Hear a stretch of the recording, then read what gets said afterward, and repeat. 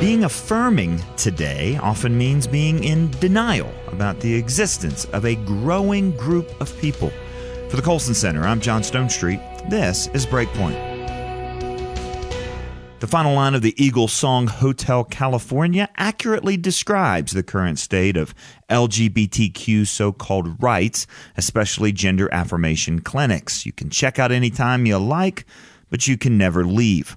Last week, Democratic presidential frontrunner Joe Biden unveiled his campaign commitments on these issues and included everything on the sexual left's Christmas list: rollbacks of religious liberty protections, the passage of the so-called Equality Act, adding a third gender option on government forms, and, of course, supporting a total ban on so-called conversion therapy. That pejorative term no longer applies, by the way, to shock therapy or things like that. Anyone who counsels or psychologically treats someone with unwanted same-sex attraction or gender dysphoria to help them bring their feelings in line with their body is accused of conversion therapy. The newly invented standards of care now call for so-called gender affirming therapy, which instead tries to bring the body in line with the feelings, often through lifelong doses of cross-sex hormones or mutilating sex change operations. The promises of the former vice president's campaign closely resemble new legislation in Canada that would ban all non-affirming forms of therapy for LGBTQ patients. In fact, Canada's measure is severe, not only banning but criminalizing so-called conversion therapy, even threatening jail time for professionals who offer it, or even, apparently, parents who might seek it for their own children.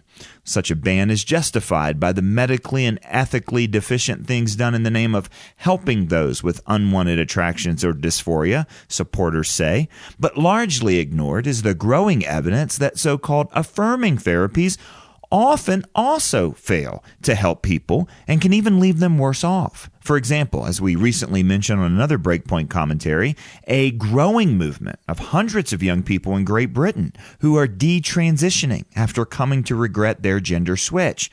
One woman is suing the British National Health Service for the decision to so quickly place her on puberty-blocking drugs at age 16 after a gender-affirming clinic proclaimed that she was a boy. Now in her early 20s, the woman says that the NHS Gender Clinic didn't do enough to counsel her away from gender transition or inform her of the real consequences. Quote, "I was allowed to run with this idea that I had, almost like a fantasy, as a teenager, and it's affected me in the long run as an adult."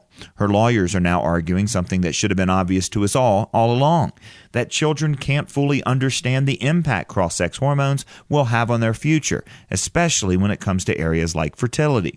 Yet in the UK, and increasingly in North America too, puberty-blocking drugs have become standard treatment for children with gender dysphoria, sometimes, according to the BBC, for those as young as age 12.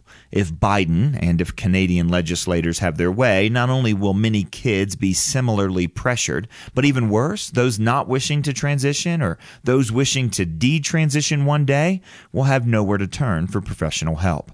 Of course, ideology, not evidence, is the primary force driving the push to affirm gender confusion and to ban any other type of therapy.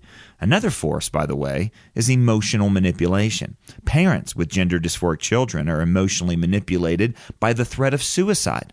I've had several moms seeking some help at events where I've spoken say the same thing to me. My son or my daughter thinks they're gay or transgender. I think it's wrong, but I don't want them to kill themselves. What should I do? What they've heard is either affirm or be responsible for their children's death.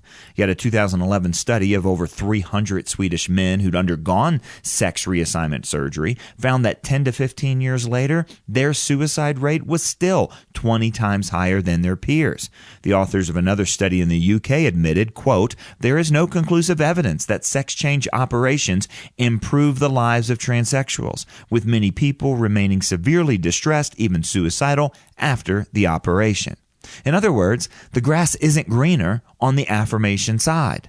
In fact, the 2013 Dutch study found that over 60% of children who expressed gender dysphoria spontaneously desisted after puberty and began identifying with their birth sex. Still, the affirmation-only push continues, and if bans on conversion therapy succeed, anyone hoping to check out of the LGBTQ movement will be told they can never leave. For Breakpoint, I'm John Stonestreet.